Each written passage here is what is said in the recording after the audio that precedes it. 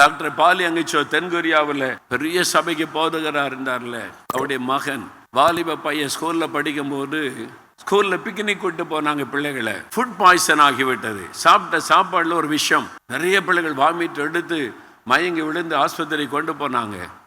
பல பிள்ளைகள் செத்துட்டாங்க, இறந்துட்டாங்க. பாலியங்கிச்சோடைய மகனும் இறந்துட்டான்னு செய்தி அவருடைய ஒய்ஃபை ஃபோன் பண்ணுறாங்க. ஒரு ஆஃபீஸில் இருக்கிறாரு, எங்கே இருக்கிறீங்க, என்னாச்சு, மகன் செத்துட்டான்னு சொல்கிறாங்க, பிக்னிக் போன பையன் இறந்துட்டான்றாங்க. ஓடி வந்தார். அவருடைய கூட இருக்கிற ஊழியக்காரங்க எல்லாம் ஓடி வந்தாங்க. வீட்டுக்கு அதுக்குள்ளே அனுப்பிட்டாங்க. ஆஸ்பத்திரியில் இந்த பெண்ணத்தை கொண்டு வந்தால் நீல நிறமாக்கி விட்டார் பாய்சன்னால. அவருடைய மனைவி சொல்றாங்க, எங்காவது பெரிய ஆஸ்பத்திரி கொண்டு போங்க, பெரிய ஆஸ்பத்திரி கொண்டு போங்க, பெரிய டாக்டர் கொண்டு போய் பிள்ளையை காப்பாத்துங்கன்றாங்க. பாலியல் தெரிஞ்சுட்டு இறந்துட்டான்.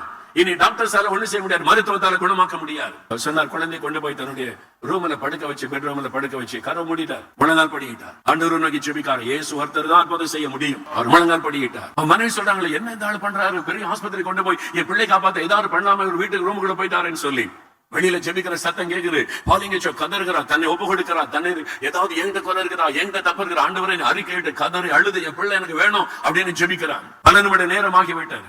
1 மணி நேரம் 2 மணி நேரம் திடீர்னு என்னுடைய மகனுக்குள்ளே ஜீவன் வந்து விட்டாரு.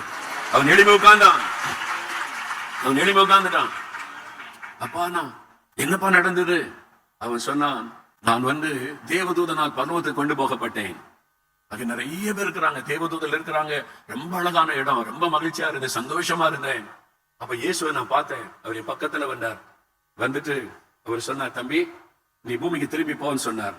நான் போக மாட்டேன், இங்கதான் நல்லா இருக்குது, சந்தோஷமா இருக்கு, இங்கதான் இருப்பேன், போக மாட்டேன்னு சொன்னேன்.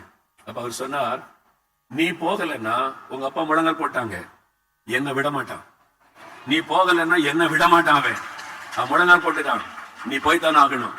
இல்ல நான் போக மாட்டேன், இல்ல நானே கூட்டிட்டு போறேன் வான்னு சொல்லி இயேசுவே கூட்டி கொண்டு வந்து விட்டார். அவன் சொல்றான், அங்கதான் நீங்க பாருங்க, ஏசப்பா நிக்கிறாங்க, அவருக்கு தேங்க்ஸ் சொல்லுங்க, தேங்க்ஸ் சொல்லுங்க. இவருக்கு கண்ணுக்கு தெரியல, மகனுக்கு தெரியுது ஏசு அங்க நிக்கிறது. தேங்க்ஸ் சொல்லுங்க. அந்த திசையை பார்த்து தேங்க்ஸ் சொல்லுகிறான். மகனை உயிரோடு வெளியே கூட்டிட்டு வந்தார். பரலோகம் என்ன சொன்னாரு? பாலியங்கிச்சோ முழங்கால் போட்டு விட்டால் பரலோகம் பதில் கொடுத்தே ஆக வேண்டும், இல்லாமல் முழங்கால் விட்டு எழுப்ப மாட்டார். அந்த மாதிரி தானியேல் முழங்கால் படியிட்டு விட்டால் பதில் வந்தே ஆக வேண்டும். எலியா முழங்கால் படியிட்டு விட்டால் பதில் வந்தே ஆக வேண்டும். அவள் முழங்கால் படியிட்டு விட்டால் பதில் வந்தே ஆக வேண்டும். பேதுரு முழங்கால் படியிட்டு விட்டால் தற்கால் உயிரோடு எழும்பித்தான் ஆக வேண்டும். நீங்களும் நானும் முழங்கால் படியிட்டால் இந்தியா மாறித்தான் ஆக வேண்டும். இந்தியாவை எழுப்புதல் வந்துதான் ஆக வேண்டும்.